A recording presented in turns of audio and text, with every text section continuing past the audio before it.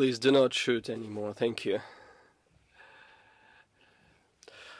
Ladies and gentlemen, good day.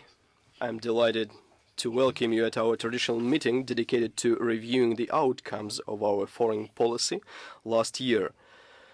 The year was quite a demanding one.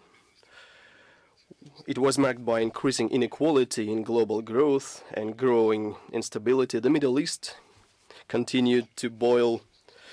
Of course, the gravest concern of the gravest concern is the situation unfolding in Syria.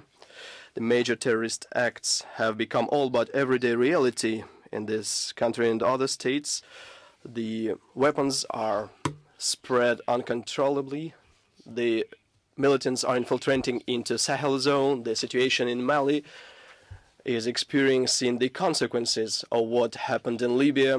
The hostage-taking in Algeria has become an awakening call as well.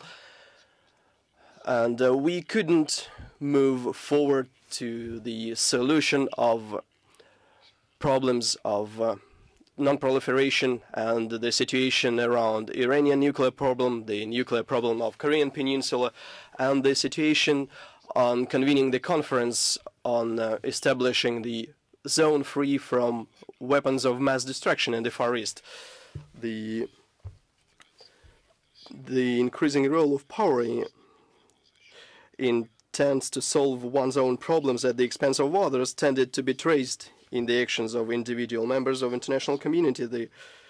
The global economy was shaken in Eurozone above all, and there was a continuous search for the options to overcome the consequences of the global economic crisis. Overall, it is evident that the world is undergoing a transition which is unprecedented even by historical standards and is accompanied by respective remaking of geopolitical landscape and shaping new lineup of powers. In this context, Russia has pursued a proactive, responsible and constructive foreign policy marked by its intent to coordinate joint actions globally, to strengthen security and stability in the world, to resolve conflicts and crises by painstaking search of reasonable trade-offs, as well as by its willingness to build a full-fledged dialogue and cooperation with all states.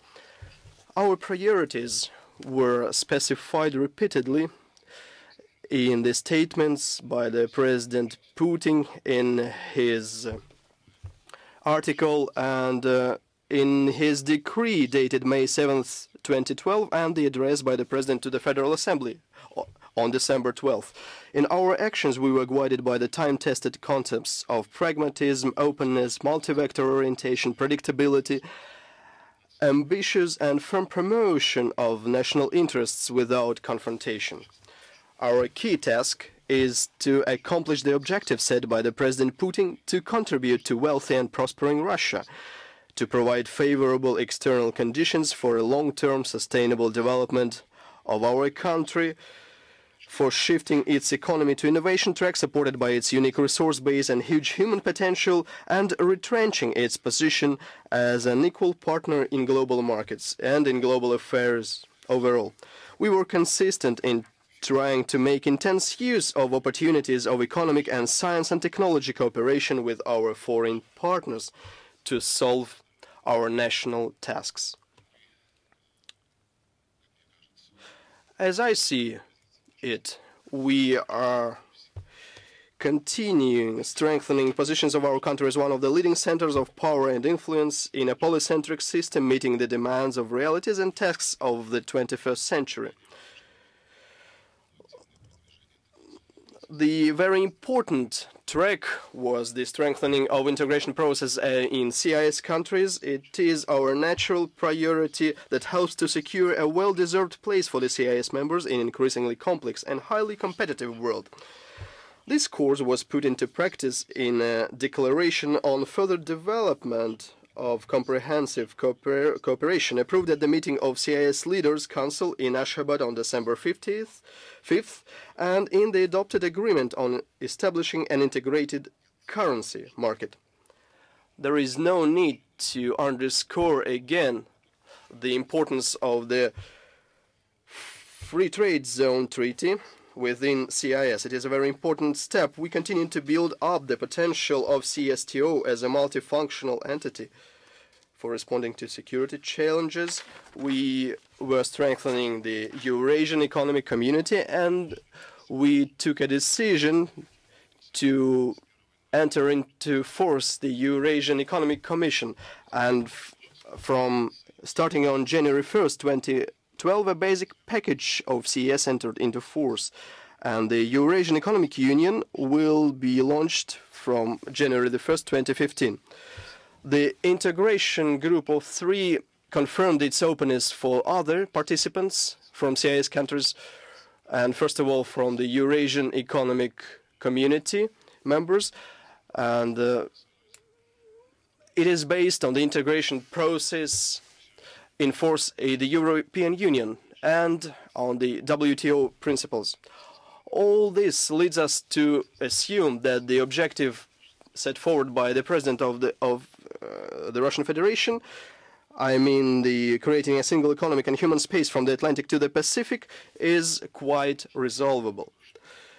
And last year we continued to strengthen the CES, the Collective Security Treaty Organization, as a multilateral mechanism to respond to threats and challenges. We continued our efforts to develop bilateral cooperation with CIS countries, including our partners in Customs Union, Kazakhstan, Belarus, including Ukraine, including the Central Asia states and South Caucasus states. All our initiatives aimed at promoting the substantive agenda, which is a positive one, was aimed at joining efforts of all participants of international relations.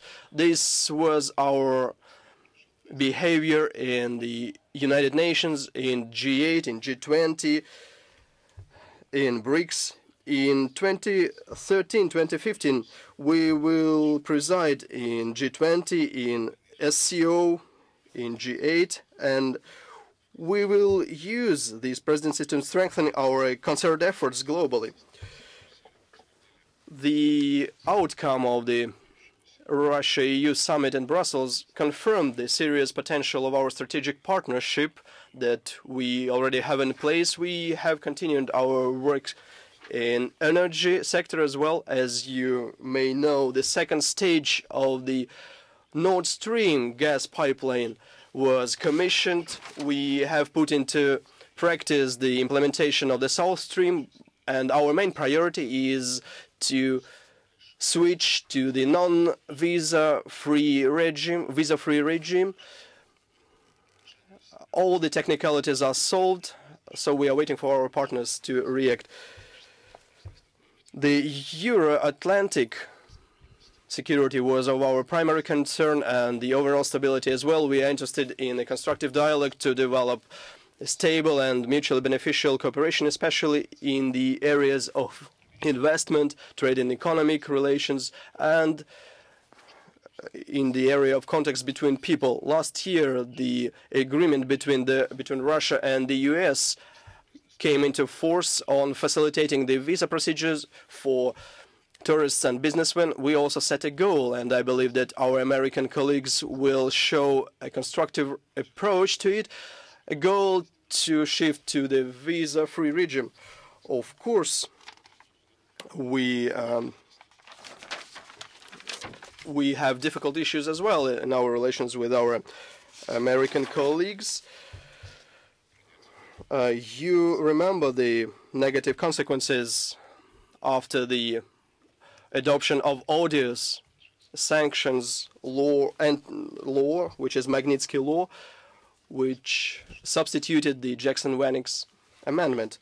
In spite of all, we will respond to hostility actions, but the root of our position is willingness to further development of Russian and American links in all areas. We are interested in coordinating our efforts globally based on the fundamental principles of equality, mutual respect of our interests, and non-intervention in our internal affairs. This was the basis for developing our relations with NATO.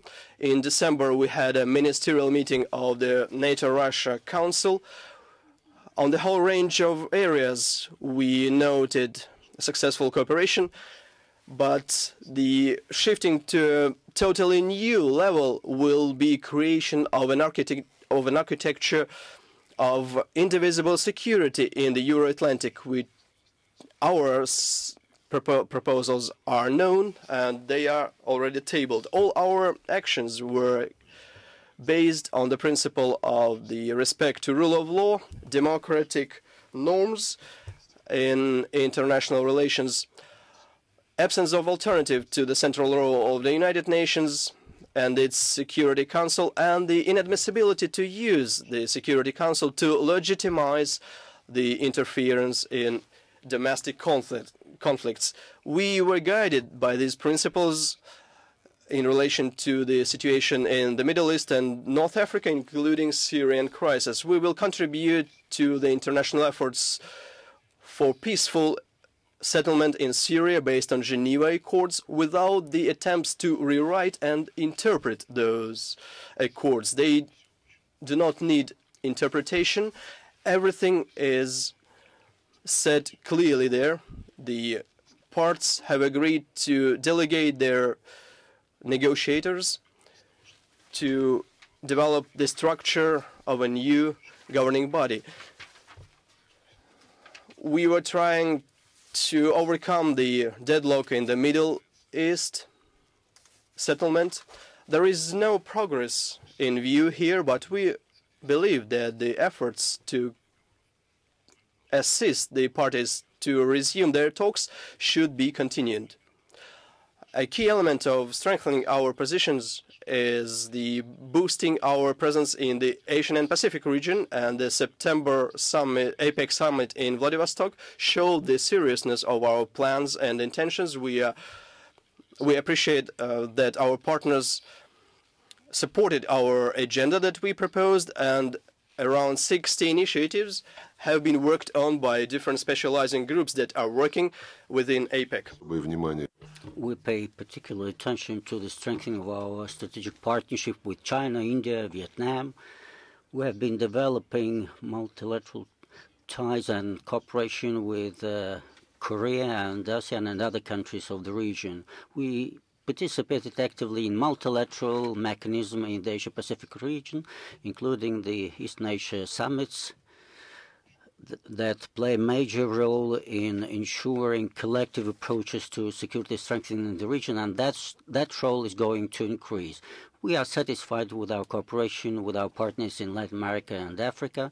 We have been pursuing specific projects in our relations with those countries. We also cooperated with multilateral organizations that are active in Africa and Latin America, first and foremost the African Union and CELAC, the Community of Latin American Countries and Caribbean Countries. Our foreign policy should become more effective thanks to the use of so-called soft power, and our cooperation is playing an increasing role in this regard. We are cooperating with civil society, with non-governmental organizations and the expert community in the framework of our business council at the ministry and within the framework of scientific council within the framework of our ministry. And we cooperated with our Foreign Relations Committee and the Fund for the Support of Public Diplomacy and the Fund for Supporting Our Compatriots Abroad. We'll continue to work in all these areas and other areas as well. Fortunately, I didn't cover all of them due to the limit of time. We will be open to strengthening cooperation with everyone who is willing to do so based on equality and mutual benefit. And that concludes my statement, and I'm now ready to take your questions. Colleagues, your questions, please. Russia Today, your question.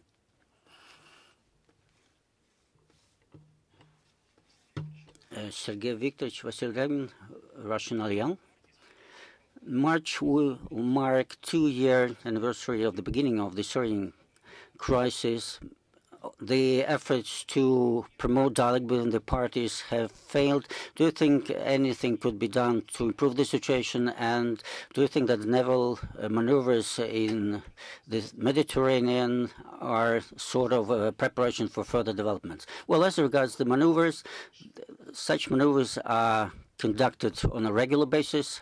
Our fleet, until very recently, was not able to conduct major journeys abroad, but maneuvers abroad. But now we believe that training is necessary for maintaining the combat readiness of our naval forces, air force, and therefore these maneuvers have become regular. This is nothing unusual. Our seamen are participating actively in combating piracy, and of course we are not interested in seeing the Middle East region being destabilized even further. Therefore, the presence of our fleet there is a factor for stability in the area. As regards your statement about the failure of attempts to bring the parties to the negotiating table, unfortunately, we have not seen such attempts being made to bring all the parties to the table, to the negotiating table. Yes, we continue our efforts. We continue to meet all the Syrian parties involved, and our policy has remained the same all the time in our contacts with all the parties. We are trying to convince them in the need of complying with the Geneva Communiqué that all the parties have subscribed to, the 5 permanent members, the League of Arab Countries, Turkey, European Union, the United Nations, all have subscribed to that communiqué. But unfortunately, the other participants in that action group that was formed in Geneva are sending wrong signals, at least in their ties with the opposition.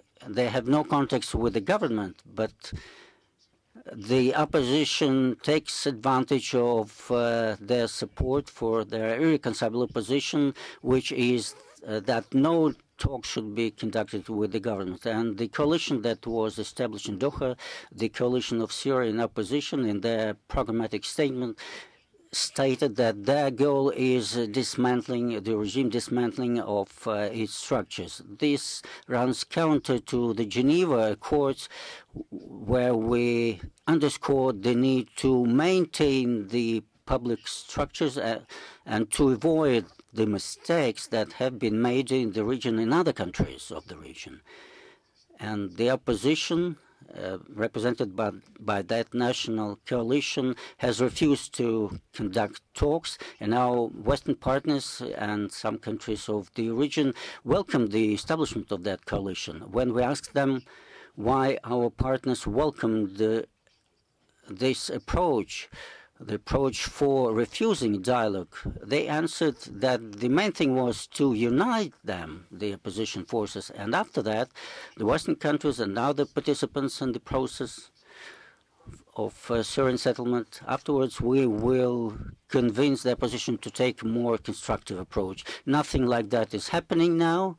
Regrettably, the opposition forces categorically reject any attempt to maintain dialogue, and they continue to be antagonistic, and our partners, unfortunately, are encouraging them and provide them with everything necessary to continue that struggle. So there have been no attempts to bring the parties to the negotiating table, as we have tried to do, as our Chinese colleagues have tried to do, and the special envoy of the United Nations and the Arab League countries, Kofi Annan, and Brahimi also tried to do that. But so far, I repeat, everything is blocked by the fanatical efforts of the opposition forces and their fanaticism in the intention to dismantle the regime. So their reconcilable position is maintained, and as long as it continues to be as this, nothing will happen. For us, our priority is not to pursue some geopolitical objective, such as dismantling the regime. Our priority is to stabilize the situation and to bring as soon as possible the situation to normalization and save the lives of Syrian citizens. But apparently our colleagues have different priorities. We are engaged in frank dialogue with them. They say they understand everything. They are aware of the threat of the disintegration of the Syrian state, but when they speak publicly, they put forward different ideas and thoughts, something that is quite different from what they tell us privately. France Press Agency, your question, please. The mic is off. The mic is off.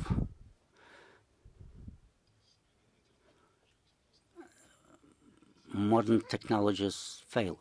France Press Agencies, Sergey Viktorovich, is it true, as your French colleague stated, Russia offered its support to transport French forces to Mali, and what position Russia takes with respect to the Mali conflict? Well, I think that yesterday we did all we could to dispel any doubts on this question. When my colleague Ron Fabius telephoned me and he told me about the French view of the situation in Mali, and he expressed their gratitude for the expeditious action taken by the Security Council in support of the French reaction to the appeal by the Mali government to send French troops to the country to prevent separatists from taking power in that country. But he asked also whether there are any possibilities that Russia could offer in terms of transportation, and I answered literally as follows. I heard that our private companies, as Airbridge Cargo, Skoll, have concluded contracts with various parties, including French Defense Ministry and the Ministry of Interior of some African countries and the Procurement Office of the United Nations. And that is up to them. Those are commercial projects and nothing more. With respect to offering transportation services was discussed in our conversation. Our French colleagues, when this information appeared that you have referred to, they apologized to us. They said that that was a distortion of what was discussed in our telephone conversation.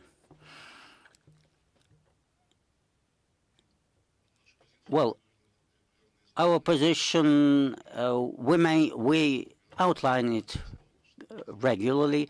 As I have already mentioned, we are concerned by the prospects for destabilization of Sahel region, and the instability is spilling over to that area from the Northern Africa. Those forces that oppose the French and African forces in Mali are those people who deposed the Gaddafi regime and who armed the forces opposing the Gaddafi regime, and therefore it is very important for us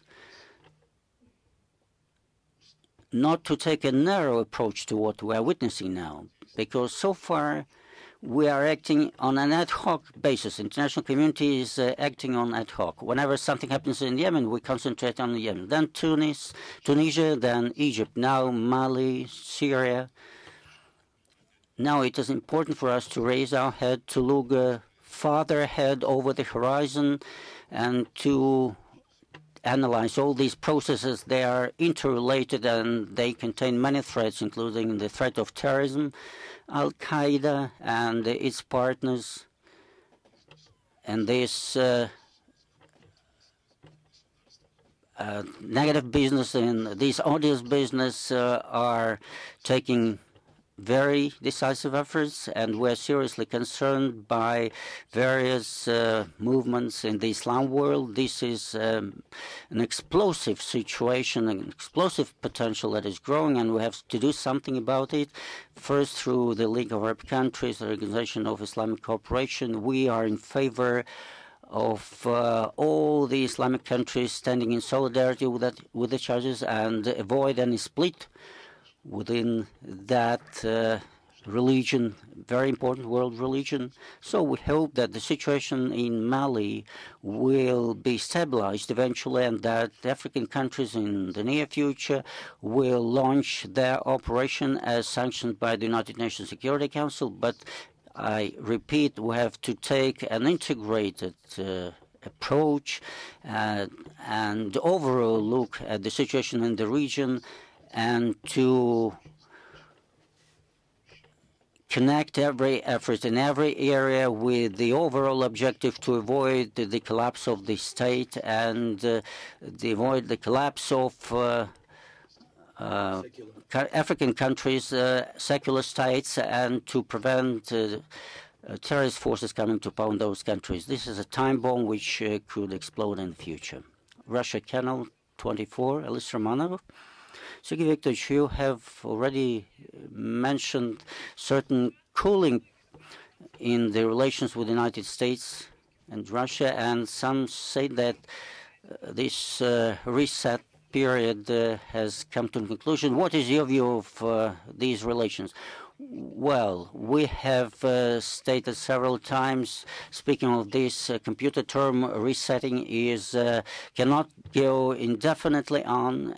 If you need a reset, then it means that something is wrong. When the Obama administration stated that they would like to have a resetting of relations, we took that as their understanding of the counterproductive nature of the policy that had been pursued by the Bush administration previously, when relations between the leaders were quite warm, but that personal chemistry did not spill over to lower levels where practical actions have to be agreed upon. And it was not our fault.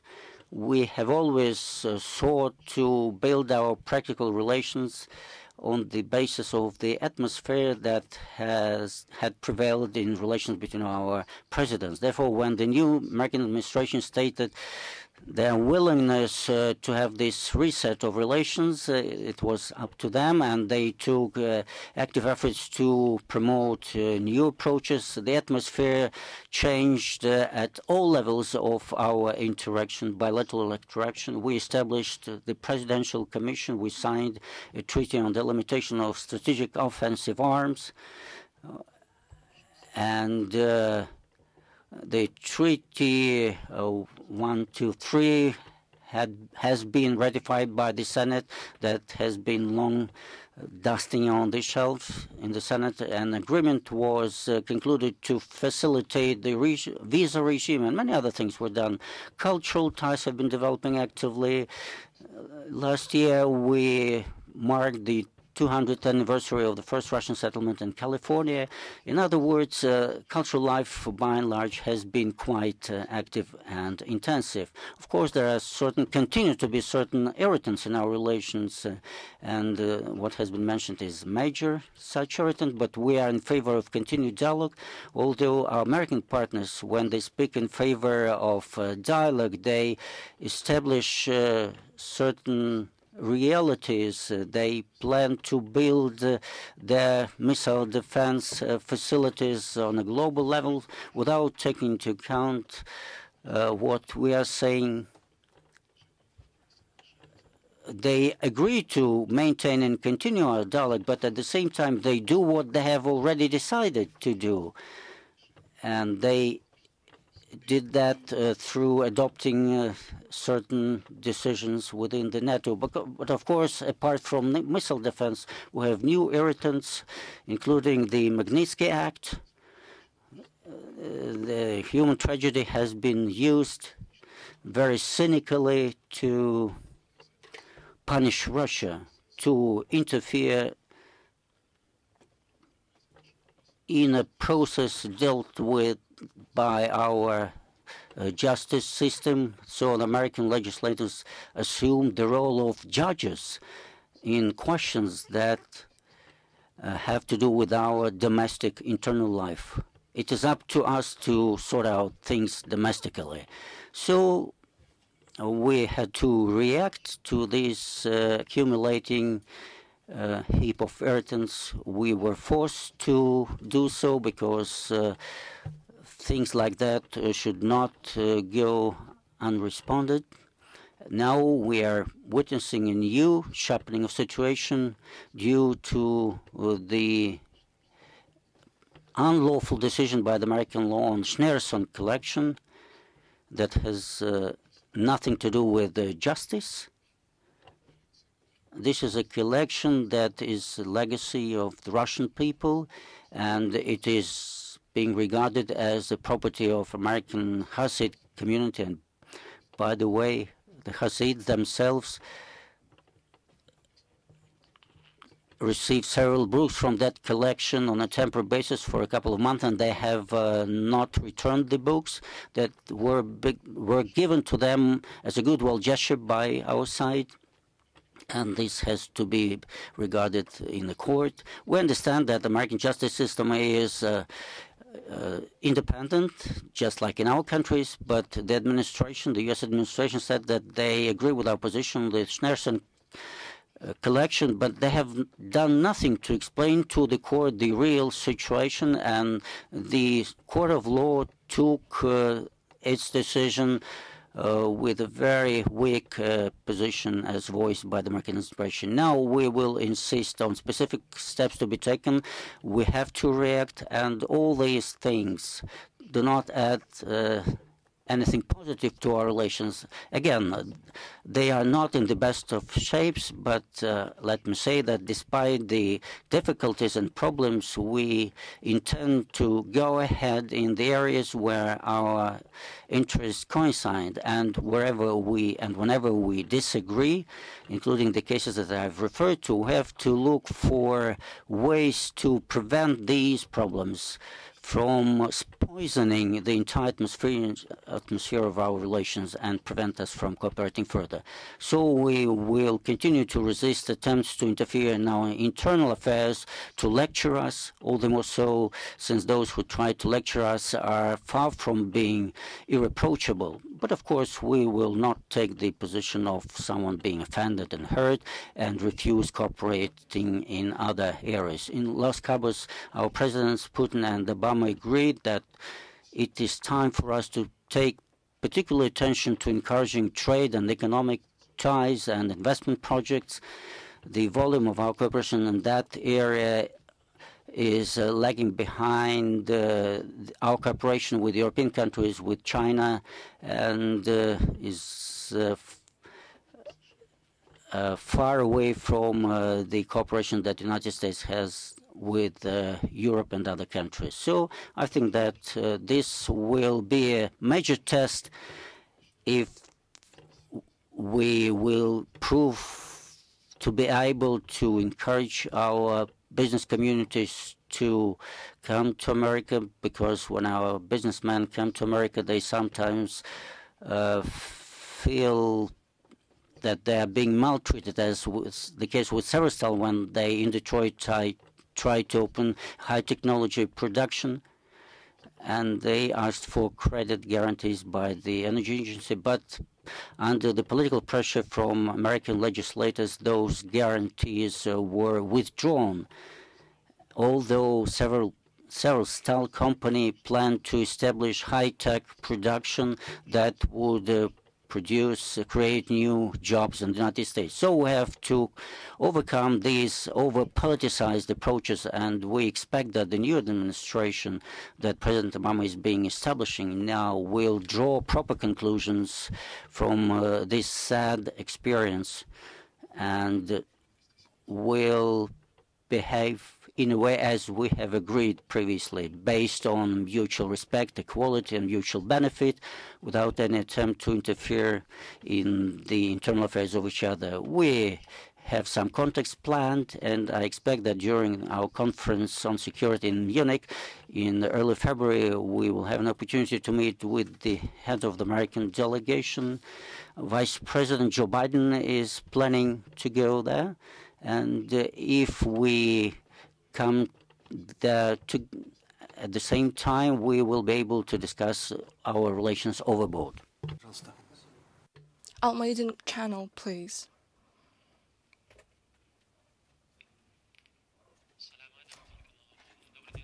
Good afternoon, Sergey Viktorovich. In your statement at the inauguration ceremony, US President Barack Obama stated that America is concluded the decade of wars and conflicts and gives preference to political and diplomatic means in settling various international conflicts and addressing problems. Does it mean that new opportunities arise to settle the situation in Iran? And speaking about Iran, do you see any interconnectedness between the developments in the region as a whole, in Syria, Iraq, Bahrain, with the Iran's interrelations with the countries of the region and the countries of the Gulf and Turkey? Regarding the statement made by President of the US on the conclusion of a decade of wars and conflicts, I can say that I welcome this statement if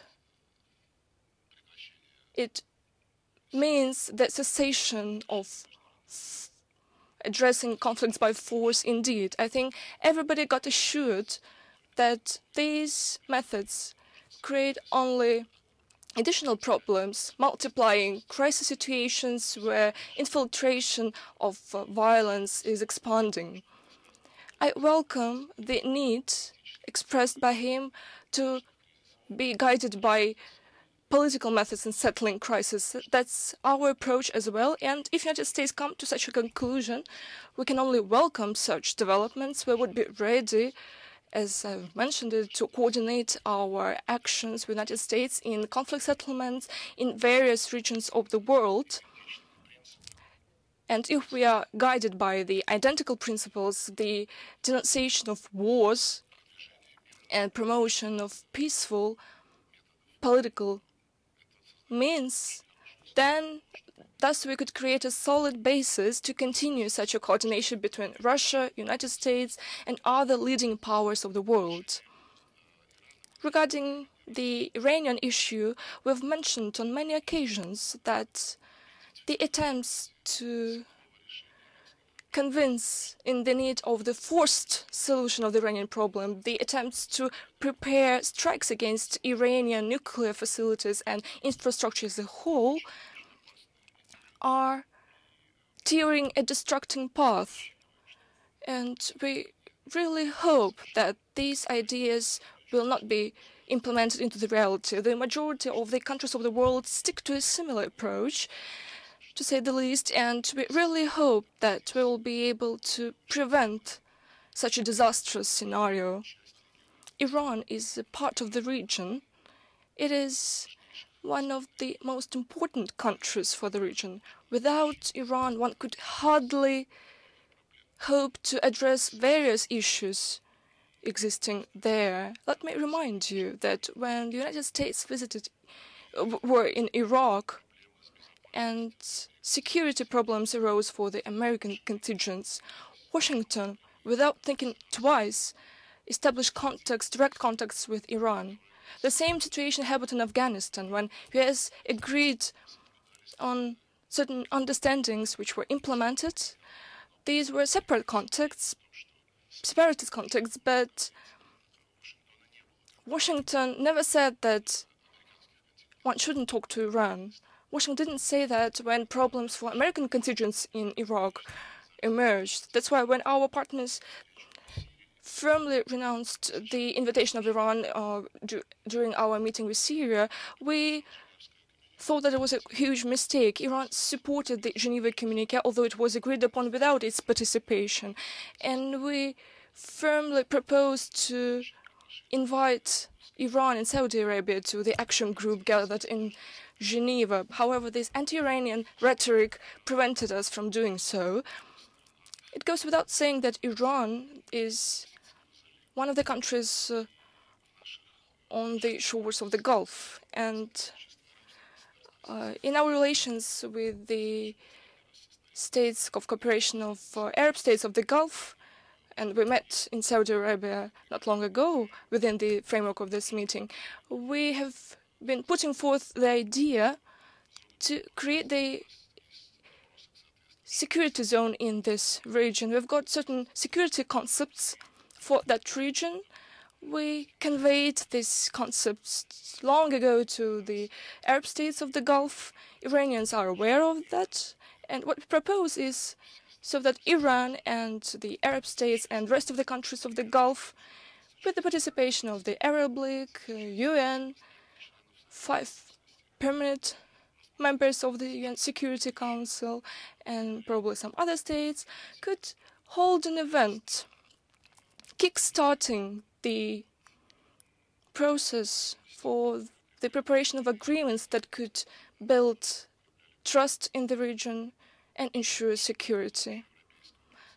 Similar to common European processes. Maybe it could remind of such processes because inevitably, if this idea is to be supported, it would include the exchange of information on military capabilities, the invitation to participate in exercises, and maybe certain agreements on limiting arms and reducing arms. This idea is on the table, and we believe that against the backdrop of the accumulated problems in relations with Iran and Arab states of the Gulf, these issues should be discussed openly rather than proposals should be made to isolate Iran, because it would lead to a deadlock. Everybody understands that it will be a failure if we stick to that approach with Iran. So if there is a dialogue, we are ready to assist to other UN Security Council permanent members, the Arab League, and really hope that it will turn to reality. Thank you, Independent Gazette, independent newspaper. Panie Fury, Независимая газета, Sergey Viktorovich, could you tell us about the new concept for the foreign policy? When will it be published, and how does it differ in principle from the previous one? According to the decree as of 7th of May, we were instructed to present the draft concept till the 1st of December. We did so. This draft was discussed with the expert community. A number of political think tanks sent their political proposals to us. We've discussed it at the ministerial scientific community. This concept reflects the need to rethink a number of issues against the backdrop of deep-rooted changes, geopolitical changes evolving in the geopolitical landscape. I've mentioned them more than once, and there are unexpected consequences of the global financial crisis, the changes underway in the region of North Africa and Middle East, and what is even more important, not just the changes themselves, but the destabilizing processes initiated by these changes, the role of the Asia-Pacific region that has grown exponentially since the adoption of the previous version of the concept of foreign policy, and many other things. That's why this draft was designed so that it could take into account all those shifts and turns in our foreign political doctrine.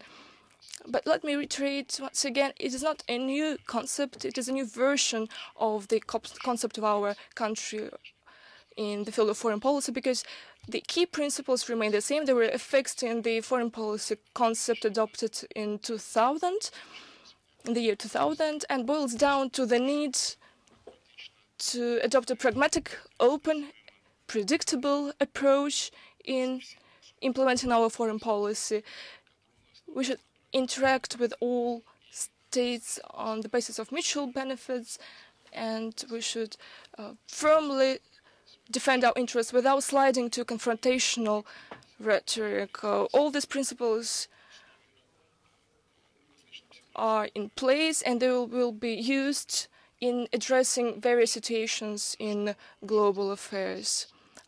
So the concept has been presented. Now it is under the consideration of the presidential administration. It will be published as soon as the president adopts it. Associated Press, please.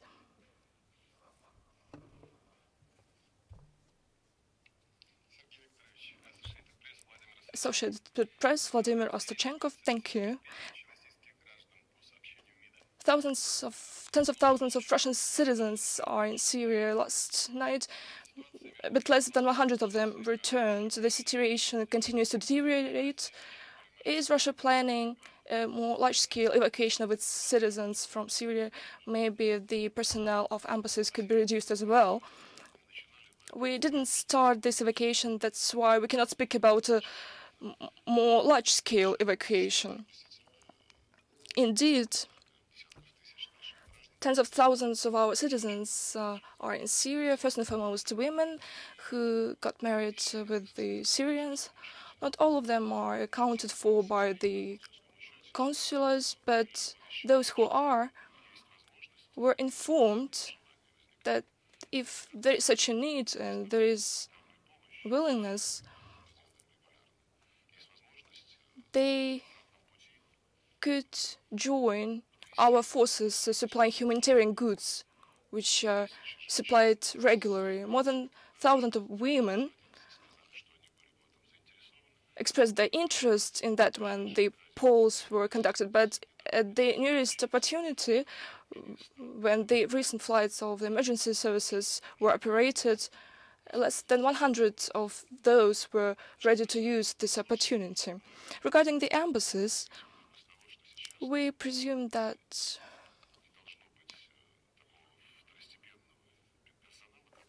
right now secondary personnel is not very needed there, which is the case actually.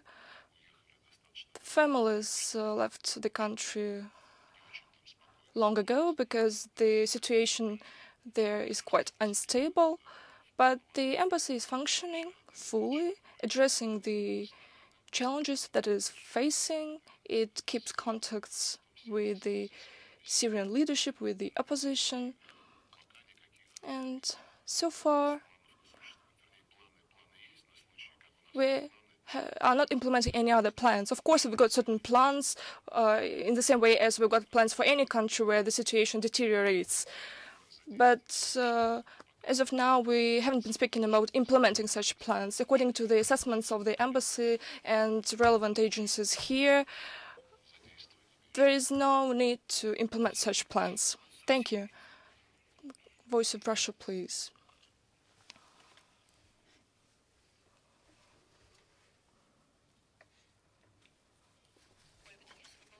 Olga Denisova, Voice of Russia.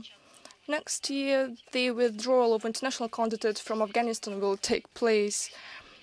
In this context, neighboring Tajikistan is a bit afraid of the proliferation and expansion of extremism and terrorism. Will you help to secure the border by your forces or by the forces of CSTO, or maybe the military base in Tajikistan could be activated? Last year, the decision was made to prolong the existence of this base in the country. Thank you.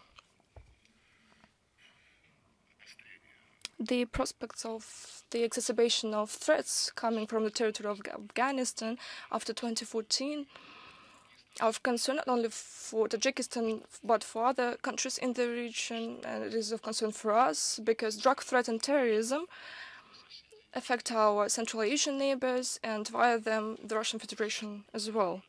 This issue is regularly discussed within the Collective Security Treaty Organization at the recent CSTO summit in December in Moscow. Last year, special decisions were made presupposing the rendering assistance to Tajikistan in securing the Tajikistan-Afghanistan border, including the equipment of this border with relevant modern equipment, and assisting Tajikistan,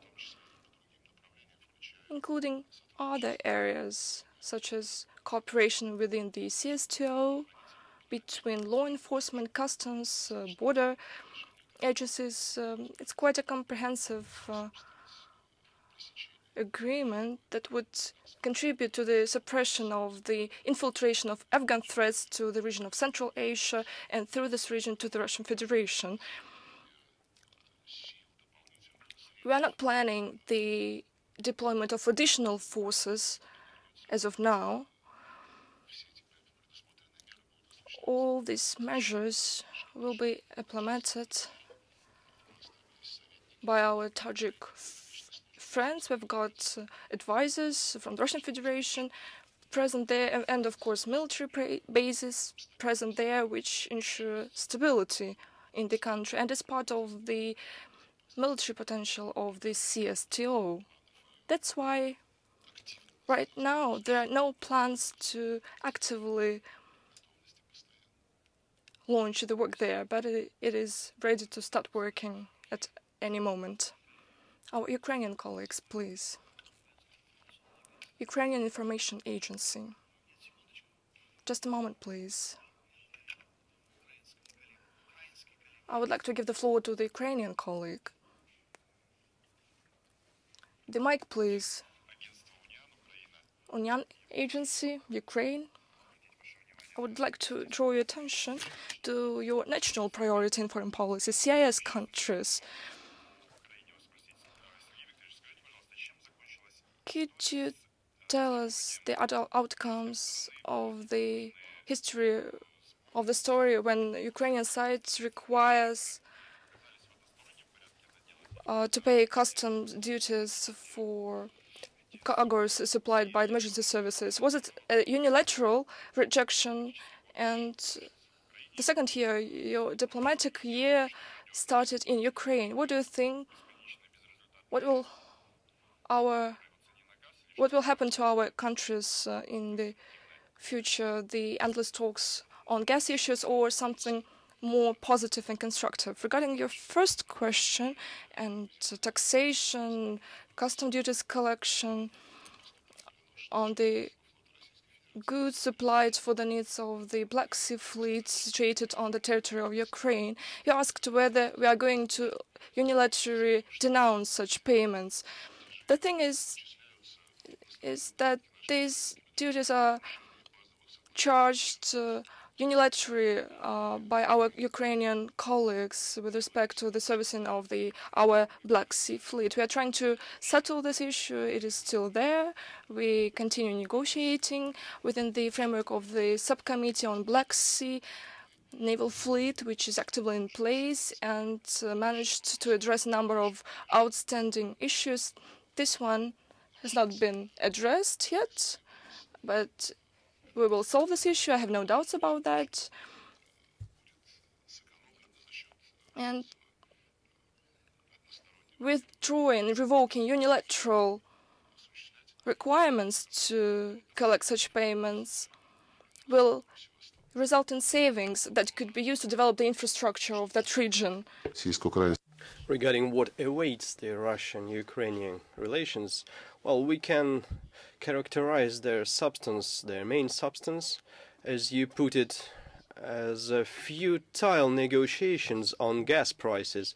But actually this is part of our agreements, and the agreements should be abided by. The ministers of energy of both countries, the leaders of the governments, the president, are on those issues, and they do not solve them for utilitarian processes, but in a more broader context, in order to understand how we should strengthen our strategic partnership with the Ukraine. Last year, at the meeting of the Intergovernmental Committee, we signed a declaration on the substance of our strategic partnership, and in the context of this broad horizon, we are considering the practical cooperation issues in energy, not only gas prices, also our cooperation in production issues, and I believe that the richness of our relations will be only enhanced, and the more richer the relations are, the more practical issues are there to be solved. The gas price issue is not the major one, is not the most important one, and it has to be understood. And I believe that such understanding is there. And the cooperation of our country is very important in the conditions of highly competitive environment. The competitiveness of Russian and Ukraine industries will raise if we move on the track of mutual beneficial cooperation. And of course, we will participate in the processes of integration in CIS countries. It is natural to use our natural advantages in infrastructure, in logistics, in transport, those advantages that were created when our countries were the part of one state. Thank you. First channel, please. Hello. Is there any new information on the Alexander Dalmatov death case? And probably you will dispel any rumors that there is a letter written by his mother, and it is in the disposition of the Ministry of Foreign Affairs. And if there is such a letter, did it affect its suicide, its decision to make suicide? And how do you investigate this? And what measures are taken to investigate the reasons of his death? I do not know anything about the presence of his mother's letter. As all of you, I read his note that he wrote before his death. I didn't see any letters. As soon as we knew about that tragic event, we addressed the Hague authorities and requested the comprehensive investigation of that tragedy that happened in the deportation center of Rotterdam, and the similar requests were addressed to the Embassy of Netherlands in Moscow. Our diplomats are in constant contact with the authorities of the Netherlands, and we are assured that the competent bodies and agencies of the country are sparing no efforts to investigate the reasons of the tragedy. Yesterday I had a talk with an ambassador of the Netherlands, and he assured me that this case is the priority, and everybody is focused on it. And we are in the process of finalizing the documents to return the body to the motherland. And the Netherlands rule presume that this procedure will take 1.5 weeks. This is all I can tell you, and we will insist on resolving this case. Thank you. Kommersant, your question, please. Елена Chernenko, Kommersant Weekly. Sergey Viktorovich, last year at the similar conference, you said that Russia would achieve the clearance on the involvement of Kosovo authorities on illegal transplants will see its end, but nothing was heard about it. What were the measures taken to achieve that goal? Unfortunately, we face the negative reaction from the European Union, who reserved the right to investigate the case, and probably they are even phasing out the investigation. You have mentioned the press conference, and we believe that we maintain the just requests by Serbia, just demands by Serbia. Serbia has plans to table this issue on the Security Council of the United Nations in order to engage United Nations in these investigations. We will support these plans. Well, the question from the group of Azerbaijani colleagues, please.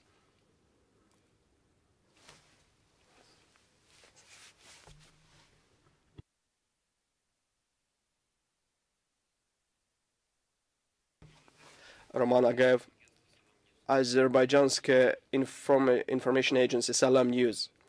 Minister, last year Armenia, Azerbaijan and co-chairman celebrated the 20th anniversary of the creation of Minsk Group that is holding the negotiations, and last year, the 20th anniversary, showed that the year was futile in the Armenia and Azerbaijan settlement. Everyone is talking about the will of the parties, but the will of the mediators is not less important here. Why can't we hear any condemning statements that condemn the aggression in Azerbaijan, that condemn the fact that not 1 meter of occupied Azerbaijan territory has been liberated? Why can't we see the resolution of the Security Council demanding the withdrawal of Armenian troops? You have a lot of levers to promote this process, to move this process forward.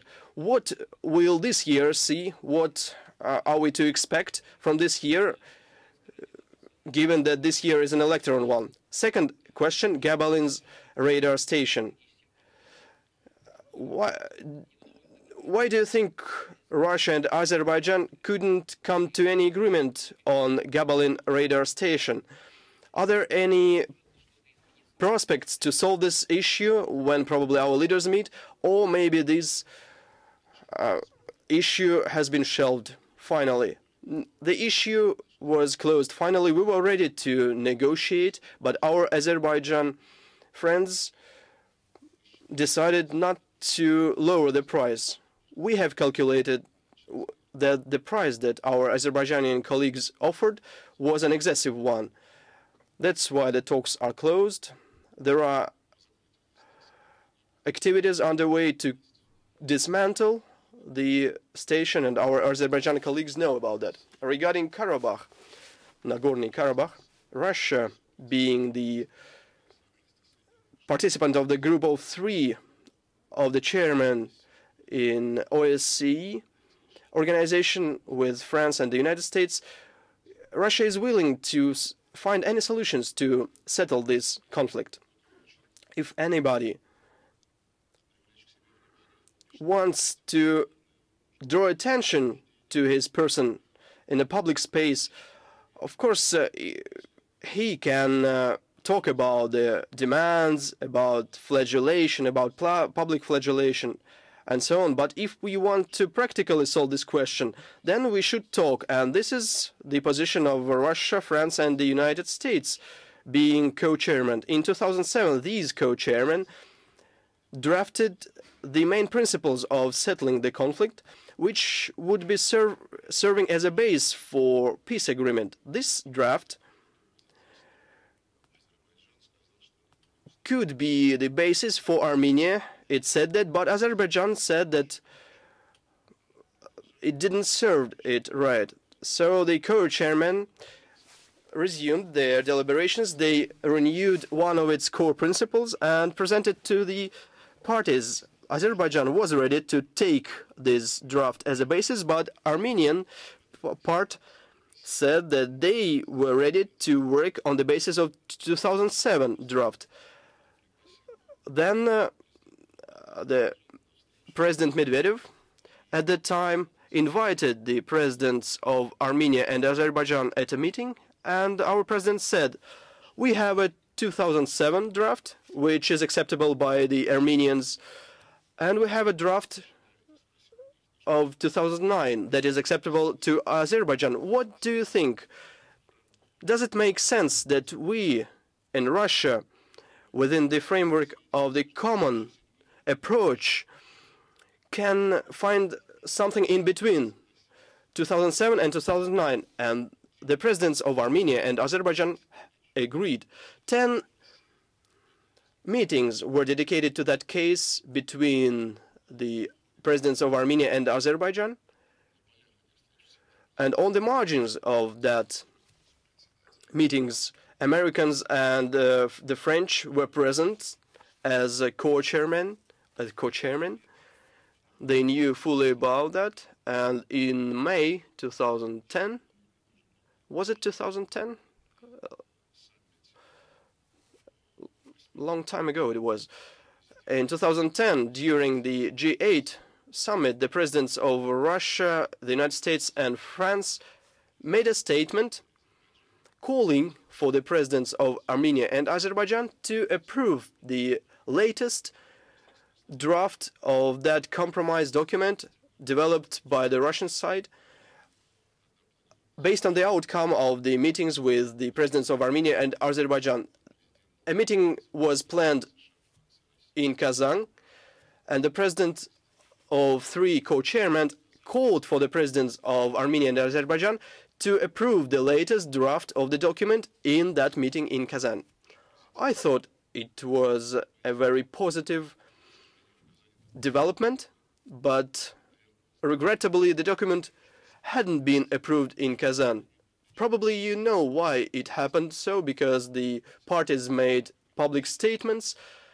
From that time, the co-chairmen do not sit idly, but the contacts at the top level, at the summit level, are not planned yet. The ministers are meeting. The co-chairman offered them some reduced drafts of the document in order to remove the provisions that still arise problems. We are working. Thank you.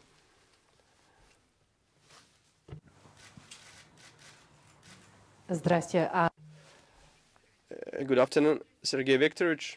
The Minister of Foreign Affairs has been working industriously on the bilateral agreement with the United States on the adoption of children. Did you think that there would be a total ban at that time? What is your personal opinion on the outcome of that hard work, on the futile efforts of that hard work? Did you try to discourage the leadership of the country to make such decision? You know, it has been a very long work on preparing the adoption agreement. Almost 2 years, the American side tried to explain us that they had specific procedures, and the adoption issue is in the competency of the states, and the federal authorities here are limited quite seriously. But we underscored that it was important for us to have a document that would be agreed on the level of federal governments, and we needed such mechanisms that would enable American administration to solve different issues with the state authorities. At last, this agreement had such commitments on the part of American administration. It entered into force last year's fall, and as soon as it happened, we addressed the administration to provide access to a Russian child, Maxim Babayev, who was adopted by an American couple. Both the mother and father were deprived of their parental rights for abusing the child. He was handed over to some temporary custodian, and we requested the access to that child, but the court of Florida rejected our requests, while the administration was just shrugging their shoulders. It is a telling situation, because exactly as the case is with the Schmerson collection, we didn't see any genuine desire to assist us. When the administration needs it, it finds methods to bring its perspective to independent courts even. We know that pretty well. Sometimes it works with the Congress even, so that the Congress listens to it eventually. But in that case, we didn't see any such willingness. We didn't see any willingness either to assist us to visit the ranch for kids in Montana. We have come to know about it accidentally from American media. several dozens of children live there, stay there, who were neglected by their parents, and Pavel Astakov, with our representative from our Ministry of the Foreign Affairs, requested the American administration to visit that ranch. The administration did nothing. Then Astahov and Nedolgov informed them that they were just coming. They came to Montana, came to the gates to that ranch, but they were just drawn out. So what cases we know is just the top of the iceberg. We started to study the system of adoption in the United States, and while there is a huge number of bona fide adoptive parents who granted a real family to our children, there are also many cases which are quite vague and which is of utmost concern to us. Not so long ago, I have to note, Vietnam has denounced its agreement with the United States on adoption because of the fact that there are no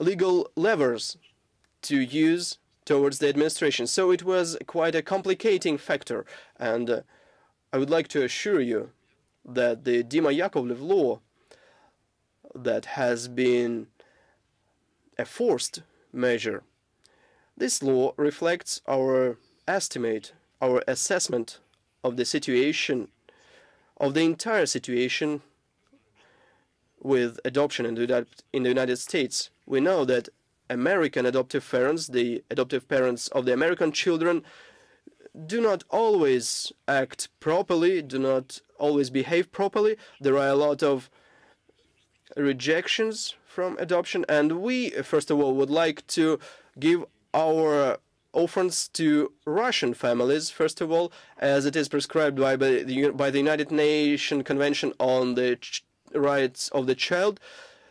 Only when there is no possibility to find a family in his own country, the child can be given to the foreign family. And so one of our priorities of our foreign policy, of our national policy, is to ensure the adoption of Russian children by Russian parents. And we believe that the Convention on the Rights of the Child does not impede our commitments. It underscores that it doesn't impose any obligation on the state party to give its children to foreign parents. It just provides the mechanisms, the procedures of such foreign adoption. So we have opportunities to give children for adoption to other states that are good-willing abiders by that convention. By the way, the United States didn't ratify the convention, didn't sign it. The main reason that American state is their unwillingness to be accountable to other states, members of that convention. It is not the only document that Americans are refusing right away to sign, to ratify. It is the whole range of ILO convention. It is the International Covenant on Social and Economic Rights. But we have a very positive experience with other countries, with Italy, for example. Italy ranks second in terms of children adopted from Russia after the United States. In 2011, the Americans adopted around 960 our children, while Italians adopted around 800 Russian children. And there was any case heard about some abuses of our children in the Italian families. Now we are preparing the similar agreement with France. You see, I agree that if we take pure arithmetics, the vast majority of the children that were adopted in the United States are feeling well. But dozens of cases, some of them are known, some of them are not, show that children become the objects of abuse, of violence. They die in those American families. And this doesn't happen with the children adopted to European families. Yes, we had problems with mixed marriages in Finland. You know that story. But that was not the conflict around the child, around which parent he should be with. Thank you. Interfax News Agency, please. The mic is off. Sergey Viktorovich, could you please tell us if there is any chance that in the near future there will be negotiations, the group of six with Iran, or if there are some obstacles? And what is your view of the fact that Iran is not allowing IAEA inspector to the Karachi facility? Well, negotiations will take place, I'm quite sure of that. Now we are discussing technical modalities, including the venue for talks, and this is something we don't understand, why such heated debate is being conducted about the place where to hold those negotiations. This is a secondary issue, but apparently some of the six partners have its own considerations. But anyway, as we understand that the group of six, including six directors, will discuss the matter with the Iranian representative. Recently, there was a trip of IAEA inspectors to Iran to agree on the modalities for the discussion of issues that have accumulated at the IAEA, and that give cause to some doubts about military aspect, military dimension to the Iranian program. And the Iranians underscored that they would like to agree on the document to bring the negotiations to a successful conclusion. We encourage them to do that in a speedy fashion and to respond to the international proposals. As I understand, various facilities, including the Parchi facility, visit there is the question is being discussed. And by the way, IAEA inspectors have previously visited the Parchi facility, so there are no sensations here to expect. Thank you. The Estonian colleague.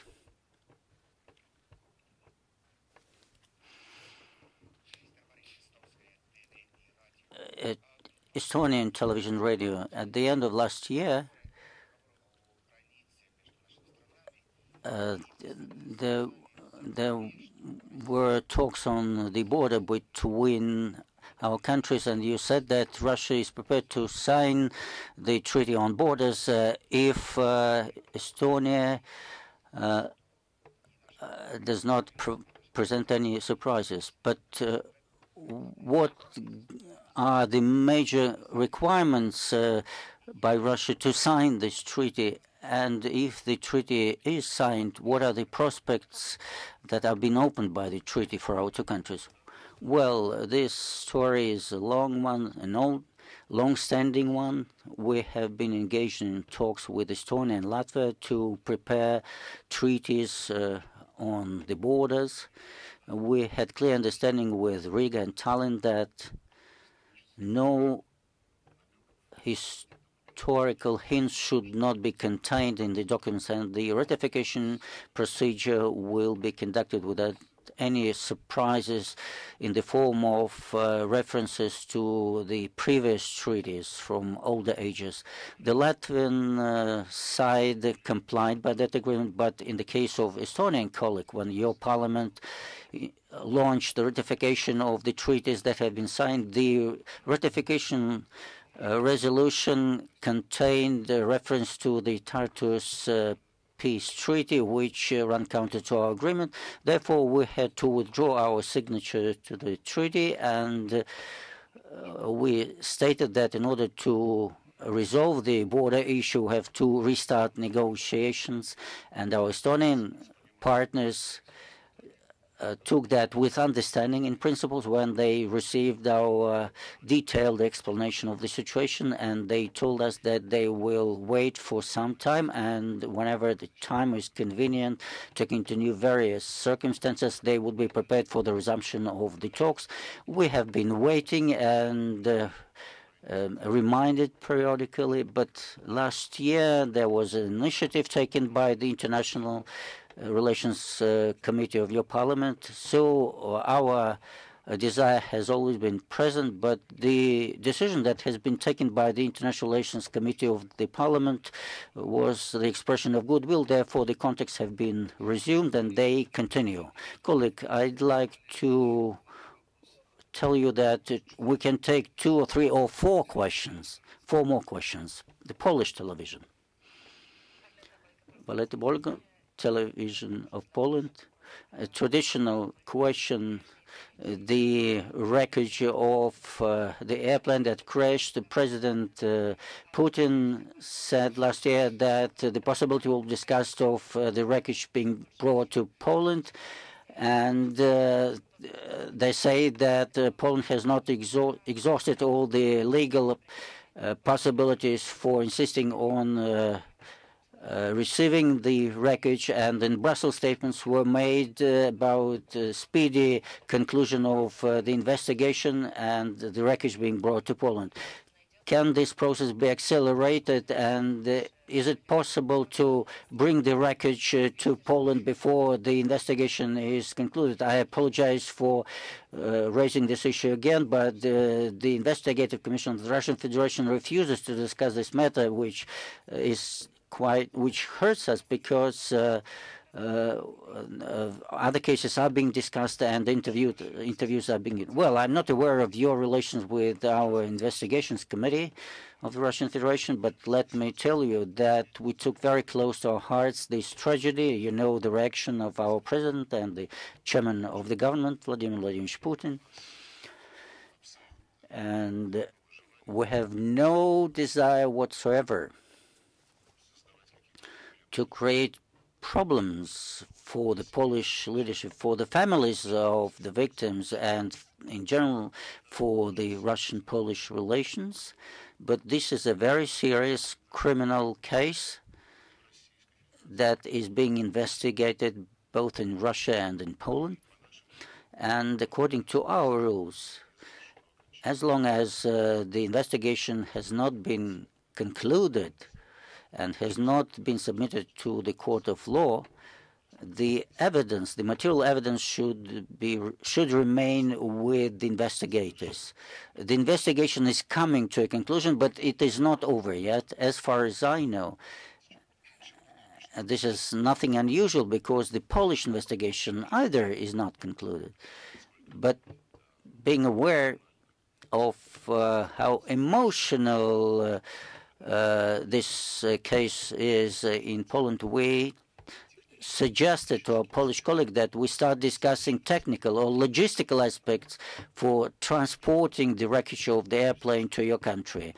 And such expert meetings have already taken place, and I hope that in the near future we will get some news on this subject. I'm not in a position to comment on this and present some forecast about when the investigation will be concluded, but anyway, we keep it within our view. As regards the statements made in Brussels, well, if this is a manifestation of desire to bring pressure to bear on us, but that's understandable, but that will not accelerate the investigation that is being monitored by present person, and investigators are doing all they can to expedite the investigation, and we are also discussing the possibility of raising a monument at the place of the tragedy with our partners.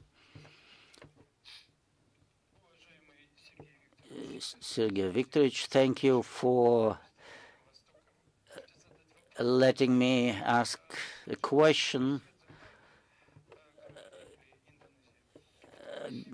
Gatar Vikli of a newspaper of Indonesia recently we have seen certain positive developments in developing cooperation with Indonesia and other ASEAN members.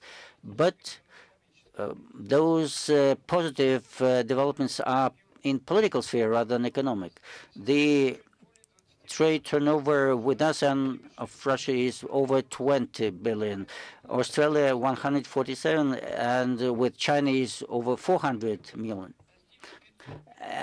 billion. And soon the level of 500 billion dollars will be reached in your trade turnover with China. What, in your view, should be done to do away with this imbalance? Perhaps a free trade area should be established with ASEAN, as is the case in your relations with China.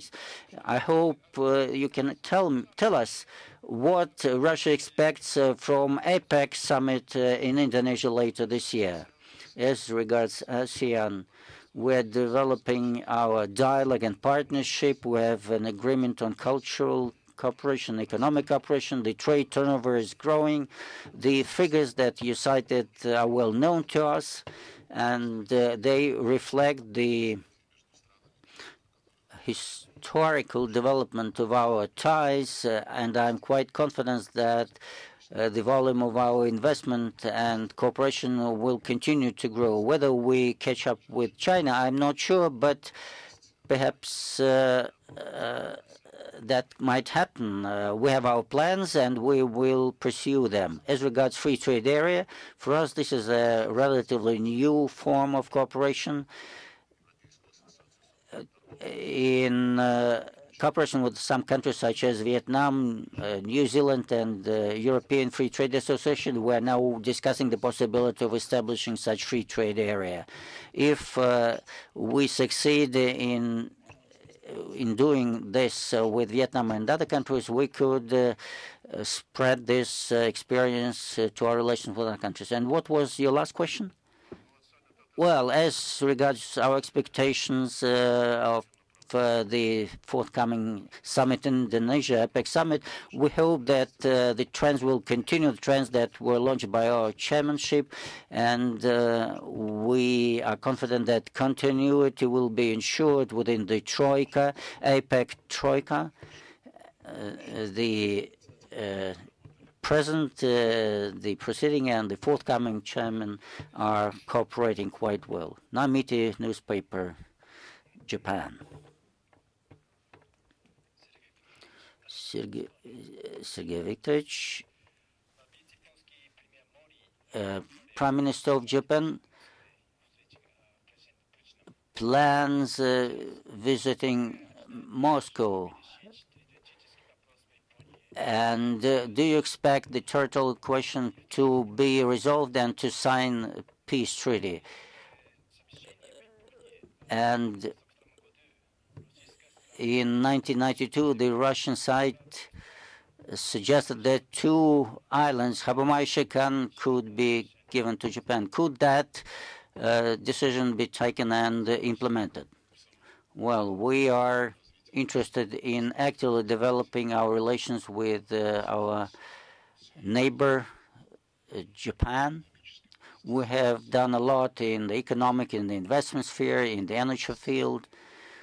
We have new plans in these areas and they are being implemented. The main thing is that business communities on both sides demonstrate their desire to cooperate, and our 2 governments are encouraging this desire.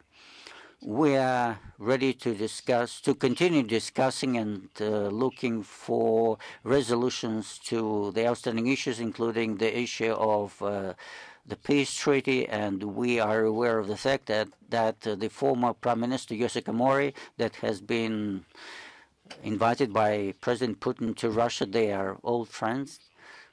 We are aware that he will ask questions about this question concerning the conclusion of a peace treaty. And as you know, the Prime Minister of Japan has been also invited to come to the Russian Federation, and we will be happy to welcome Prime Minister Abe here in Moscow.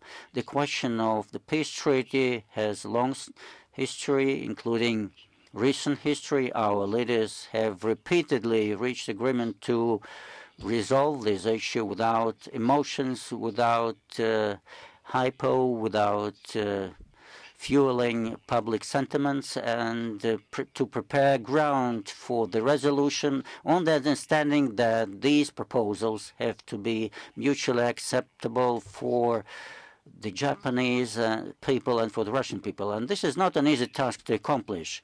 We have to do with a situation that results from World War II, the situation that has been reflected in the United Nations Charter. Therefore, to make further progress, we have to recognize this legal reality and, what is most important, to create favorable conditions to ensure that any difficult issues should be resolved between our two countries. And in order to do that, we have to increase our humanitarian cooperation, trade, and economic cooperation. And we also have to develop confidential mutual approaches in security issues in the Asia-Pacific region. We would like to build security in the Asia-Pacific region not on the closed blocks, but on the security architecture that would be inclusive in nature, include all the states based on the equal and undivided security. And the richer relations between our countries are, the easier it would be for us to deal with any complicated issues.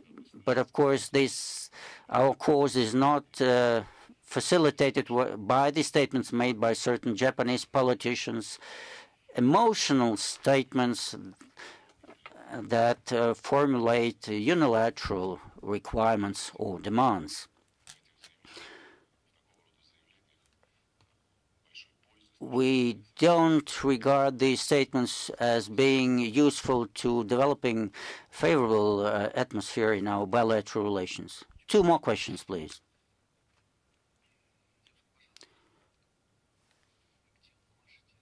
You have been waving your hands so actively, so please, your question.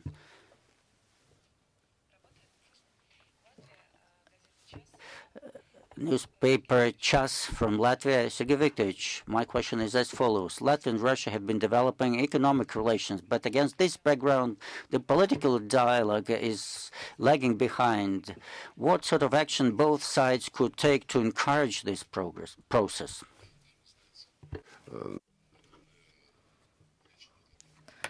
You know, probably you are referring to the fact that in relations between two countries, political agreements are achieved when relevant proposals are made. We contact with my colleague on the sidelines of various meetings, Russia-NATO Council, meetings between Russia and the European Union, and I do not see any reasons to artificially exaggerate our relations, because our relations are quite normal. We interact actively. We remain convinced that the Latvian state should do more to address the problems of our nationals. That's the problem of Latvia, the problem of the European Union. The leaders in Brussels should be ashamed of their position when, in retaliation to our calls that Riga meets the recommendations of UN, Council of Europe, say that they've got their inner understanding that everything is all right in Riga and in other states. It cannot be the case.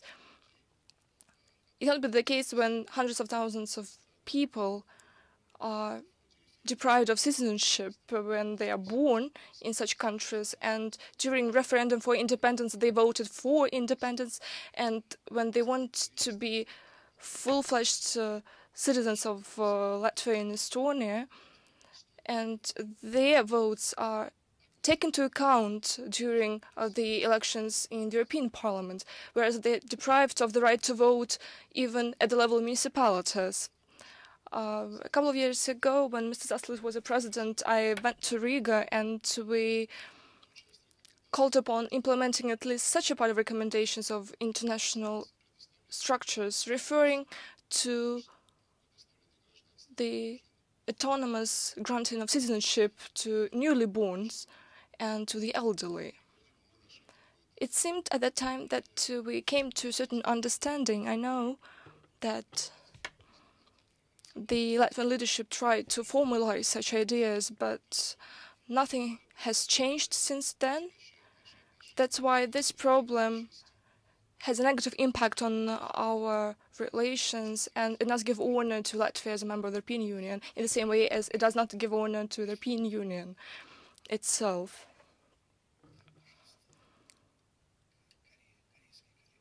Our Korean colleague, please, the floor is yours. And after that, there will be the last question. Good afternoon. Korean Information Agency YANAP. As you know, today UN Security Council adopted a resolution with respect to North Korea, which launched missiles in December last year. How would you comment on that event? And the second question, not long ago, a new leader was elected in Korea, Ms. Park Geun-hye, who is willing to expand relations with neighboring countries, including Russia. For more than a year, a new leader has been governing North Korea. Is Russian leadership willing to meet the heads of two Korean states? Thank you. It will depend on the willingness of the leaders of the two Koreas to meet. We are ready to cooperate in the implementation of trilateral projects in the field of electric power, in the field of supplying gas, construction of Trans-Korean pipeline, and connecting Trans-Korean railway with the Trans-Siberian Railroad.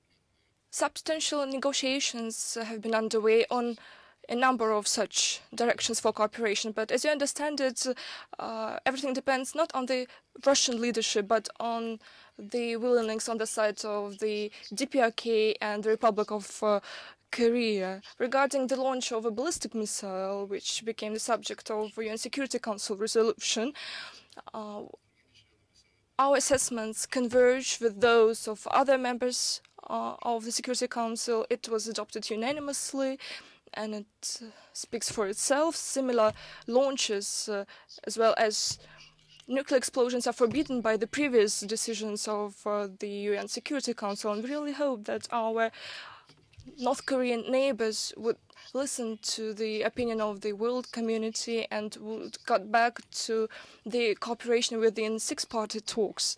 But to achieve that, they should comply with the requirements of the Security Council resolutions. We will do everything at stake to create conditions for the renewal of the six-party talks. Russia heads the working group on peace and security in Northeast Asia within these talks, which is much wider than the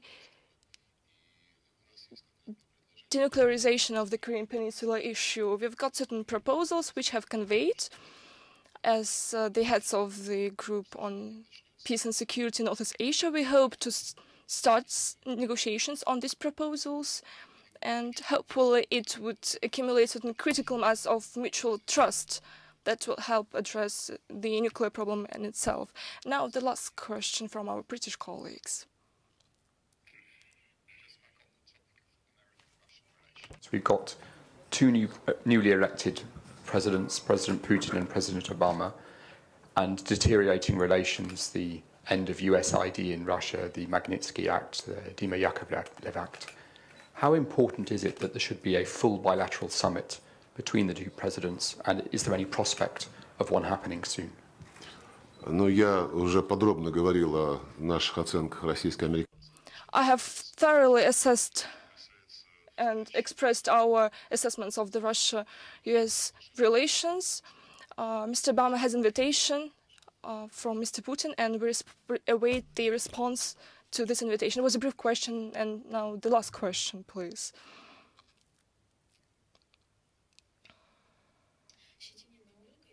Chitina Olga, Nova News.